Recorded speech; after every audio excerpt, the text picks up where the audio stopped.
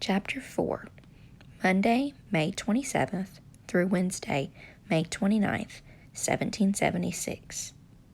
And a letter from John Adams to his wife Abigail. What a fine affair it would be if we could flit across the Atlantic, as they say the angels do, from planet to planet. It took 2 nights and 2 days for the Hartsburn to sail from Newport to the city of New York.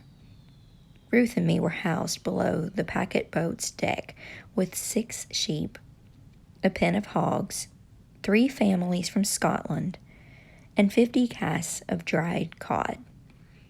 At the far end of the hold were crates of goods stamped Lockton and Foote, and casks of rum with the same marking. I spent most of the voyage bent double over a puke bucket, bringing up every scrap of food and swallow of brackish water I choked down. Ruth stood on a box looking out of a porthole, counting seagulls and waves in a whisper that could barely be heard over the cracking of the hull. The seas calmed late on the second night, and I was able to walk a bit. Ruth was sound asleep in our hammock, thumb in her mouth. The hatchway to the deck was open and tempting. I climbed up the ladder slowly. The few sailors on watch saw me, but didn't say a word. The fat moon lit the water like a lantern over a looking-glass. A clean, cold breeze blew from the north, pushing the ship so fast across the sea we seemed to fly. I sat on a crate facing the back end of the ship and hugged my knees to my chest. A mist of salty spray hung in the air. The coastline of Rhode Island had long disappeared into darkness. I could not see where we came from or where we were going.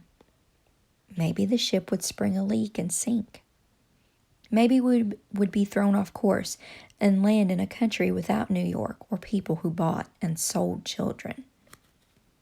Maybe the wind would blow us in circles until the end of our days. I wiped the mist from my face. Mama said that ghosts couldn't move over water. That's why kidnapped Africans got trapped in the Americas. When Papa was stolen from Guinea, he said the ancestors howled and raged and sent a thunderstorm to turn the ship around. But it was too late. The ghost couldn't cross the water to help him, so he had to make his own way in a strange place, sometimes with an iron collar around his neck. All of Mama's people had been stolen too, and taken to Jamaica where she was born. Then she got sold to Rhode Island, and the ghosts of her parents couldn't follow and protect her neither.